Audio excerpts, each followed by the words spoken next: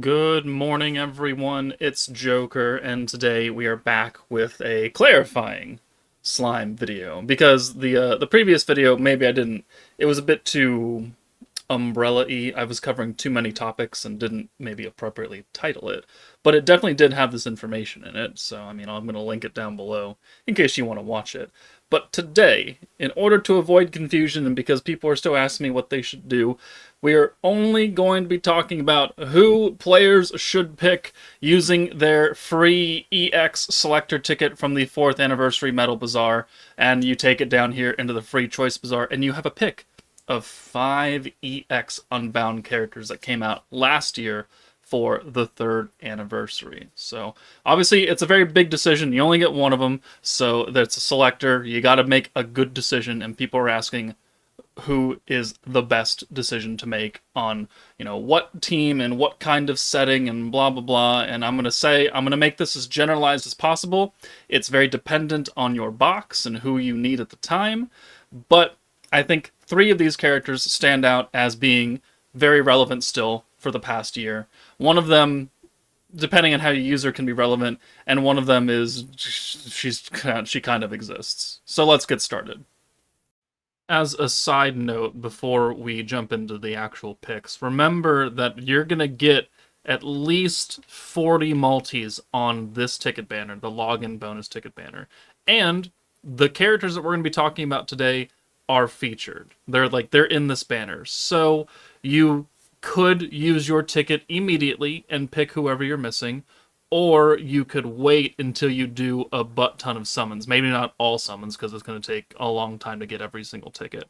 But you could see if you manage to pull someone that you're missing, and then you could be a bit more strategic with your selector ticket and pick the characters who you didn't actually pull. Because not only are you going to be able to pull a lot of times on this banner, but there are also 2 more guaranteed EX tickets. These are random, though, so you might not actually pull one of these characters, but you could pull someone else. But if you do end up pulling Diablo, well, then maybe you don't have to pick Diablo. You can pick the hero or someone else. But just keep that in mind, is that you might acquire these characters from here before you make that decision with your selector ticket. So be smart. Okay, so again, I want to reiterate, this is to cover most of people's boxes. If you do not need a certain character, then please don't pick them, pick someone else. But in terms of who gets used the most and who is good for almost any team ever, it's going to be Diablo. He is dark. He is magic. He is on quite a few categories, which does help very much. He is a support alt, which means he doesn't do a lot of damage, and his weakness strike only stacks Divine General, not really important there. But his 2 battle skills have stood the test of time and are good for literally almost any team. So the first skill is 100% synergy rate, so you're gonna synergy, and 100% synergy power. Across the board, no matter if you're in the front line or you're hiding in the back, you use this skill, and everyone has it for 1 turn. 90 points. Yes, there are better skills now, because he came out as the 4th EX Unbound, maybe 6th EX Unbound character ever. But the fact that it's guaranteed synergy for everyone, he's on Divine General, he's a primal demon, which works well with Blanc and Violet, and 100% synergy power is still very strong. This is a great buff for anybody who needs very good support damage right now. His second skill for newer players is going to be a bit confusing, so I will try and explain it as best as possible. But breaking it down, for this turn only, all allies' battle skills can be activated an unlimited number of times, except skills that have a hard turn limit, like rewinds or something. Which means that if you, for some reason, want to use this 90-point skill 4 times in a row on the same turn, you could use this 0-point skill, and then you can do that. Or, in a better sense, if you want to use a very small, low-cost but stacking skill, like 10% ult damage and 10% synergy power, or 50% ult damage every single time you use it, then this will allow you to use that over and over and over and over within that turn. Also, it gives green orbs, or rainbow orbs, because rainbows are pretty around the world right now, 50% extra gauge increase. Skill points, protection gauge, alt gauge, 50% extra. So these two skills you could take onto almost any team, because a lot of teams have rainbow orbs that you can benefit off of. A lot of teams have skills that you may want to activate a couple times. And a lot of teams can use synergy and synergy power. So Diablo, I think, is the most generic and the most useful character for 90% of players. Unless you already have someone who's giving 100% synergy rate and 100% synergy power. And maybe if you already have the free Danmachi Shuna, maybe you don't need the multi-skill. But apart from those players, Diablo is the best pick. Next on the list of usability is another character who has stood the test of time and is still very good on pretty much any team you put her on, and that's going to be the Masked Hero. Light on teams that really aren't that good anymore, unfortunately. She is also a support ult, so she's not going to do a lot of damage for you, but she has the rewind ability, just like the new Scourge Wielder Masked Hero. They do slightly different things, though, because this rewind is the old style where you don't get the refresh of skills, you don't get the ults on the rewind turn, you don't get to swap people in and out again. It's the old style of rewind. You just get an extra turn, and whatever you've done before, you gotta live with it. But it does also have the benefit of immediately giving you 30% ult gauge. Just anybody who's up front when you use this skill, free 30% ult. And that could really be important on some team strategies where you're a bit short and you need a little bit extra to maybe to get that EX ult and you have no way to do that before the nuke. You use this skill and there you go. You have an EX ult. And it's a rewind, so it gives you an extra turn to do stuff. That's great. Most teams can use that. The second skill is guaranteed pierce and 100% pierce power. Just like Diablo had synergy rate and synergy power, the hero has pierce and pierce power. It's, as a whole, not as strong as synergy. It is just a weaker buff in general, but it's still 100% pierce power and guaranteed pierce. So on teams where you're already doing synergy and already doing crit or something, and you want to add another layer of damage, you can add 100% pierce power. So that's very good. And again, both these skills can be used on pretty much any team. But now that we've had the power creep in the Masked Hero with the Scourge Wielder one, this rewind becomes, in some ways, not as impressive, but she's also a year old, so it kind of makes sense. But she is my second pick for 99% of players if they already have Diablo or something. Like you've already pulled him from the free tickets, or you already have him in general. Pick up the Masked Hero next. The third viable character to pick from these five is going to go to a unit that is good. It's a bit more limited, though, which is why he's not the number 1 or 2 pick. And that's going to be Raphael, Rimuru, whatever you want to call him. He is space. He's on a number of teams that get buff, Fount of Wisdom and Commander. He is a single target damage ult, so he's meant to do damage, but only to one person. So in places that you need it, he can output. He could do your damage for you. On other teams where it's an AoE focus, maybe not as good. But his first skill, 120% space and dark attack. So you have to be a space or dark character to benefit from that. Thankfully, Raphael is space. And a lot of dark characters nowadays are strong. You've got Blanc, you've got Goblet, you've got the new Masked Hero. So while there are good, strong space and dark characters, it is only 2 of the available 7 elements, right? So it does restrict you a little bit. 120% of dark or space attack is strong, but it's limiting. If you have no other dark and space characters, then this skill is not doing anything for you. Bit limited. Second skill is that stacking skill that I was talking about when I was referring to Diablo's multi-skill.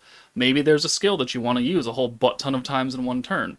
It's this skill. 10% synergy power, 10% ult damage every single time you use it. But it's synergy power, not synergy rate. So if you were to use this skill and you have no one else to give synergy rate, you're only going to get 10% ult damage. And plus whatever how many stacks you get. You need someone with synergy rate to activate the first half of this skill. The ult damage is universal, and that's cool. And if you can use the skill a butt ton of times, like 40 times, 400% extra synergy power and 400% ult damage, that's great. There's very few teams that can do that, though. Very few teams that can really use this skill 40 times in a row, Divine General being pretty much the only one. But if you do not have a multi-skill character, if you do not have synergy rate, this skill becomes much less powerful. Yes, you can use it every turn, but a lot of teams are 5-turn teams. You can use the skill 3 times maybe at most before it gets expensive if you don't have a skill reset. That's not really enough to bring, especially if those characters that you're trying to buff are not space and dark, because then you're really, really limiting your team build. So he's very strong when you can use his skills at maximum value, but because of his limitations, he is a solid third pick. He's not as universal as Diablo or the Masked Hero, but if you already have those two characters, he is the next best pick. The the remaining two characters are, take it or leave it. Milim can be a strong single target DPS. She is also on a number of different teams, and she does have the power of Rainbow Orb changing, which Rainbow Orbs are pretty prolific right now. All Octagram Demon Lord characters have their orbs changed to rainbows, and also gives them a 15% damage buff. And you can use this rainbow skill twice. So you can have 2 turns of guaranteed rainbow orbs. That's very useful. It does require you have a lot of ODL characters, and if Milim is the only one, then you're only going to get her orbs. And there are ways to guarantee that, but more often than not, she's going to have like 3 or 2 rainbows, and then the rest of the hand will be whatever it is. So it's cool, it's fine, it's utility at this point. Her first skill is guaranteed pierce and guaranteed synergy for 3 turns. So, I mean, it's cool. It activates synergy power, like Raphael, and pierce power, which some characters have, but not pierce rate. But it is just that. There are no extra damage buffs attached to it. There's no pierce power, synergy power inherently in this kit. So she is a single target nuking character that needs other characters to back her up, like Raphael and Diablo, to give you 100% synergy power and 100%, 120% dark attack, and maybe the hero for 100% pierce power. She kind of would thrive with all 3 of those characters next to her, but that requires 3 characters, so maybe not. At this point, I don't really use this Milim anymore. She's fallen off of all of my teams that I would attempt to use her. There are other Rainbow Orb changers. This skill by itself is not impressive, and she needs a very strong team built around her for her to do maximum damage. And then the final character is obviously Blanc. She is the most useless character. The only time I ever use her is when I'm specifically running Divine General, and that's it. Because she's another single target damage dealer, not an AoE character, has 150% ult damage buff, which, I mean, is cool. That's very generic. Great. There are a lot of teams now that have more power than this in one skill. Have you met Fern? Where it's 100% EX ult and 100% ult resistance down. So you're getting a 200% buff for the same cost. Or other characters for 90 points that are doing more than just 150% ult damage. This skill, while looks big, is not as impactful as you would like it to be. And it can be replaced by other characters who just exist in the game. Her second skill changes 3 space character ult orbs into greens, and then stacks weakness resistance down until the end of battle by 20% every single time you use it. There are almost no stacking green space teams apart from Divine General. Like, they just don't exist. Specifically green stacking space teams, no. She's the only one. So you are very rarely going to use this skill anywhere else in the game. So it's not a good skill. You really don't bring this Blanc unless you're specifically running Divine General, and like the whole Divine General team, of which there's only 2 space characters. It's only her and Raphael, so like the third part is unnecessary, I guess. And Divine General just does not get a lot of extra characters to its roster very often. So she should be the last pick. Like, if you have all 4 of the other characters and you don't have Blanc, then you can pick Blanc. But that's the only time that you should pick Blanc, unfortunately. So there is my overview of all the characters. If you want to know what they do, I have many showcases out for them from a year ago. That way you could see what they do and what kind of power they give. If you've watched any of my more recent teams, you've probably seen Raphael Hero, or Diablo on them, and you understand what they do and what kind of power they're giving us.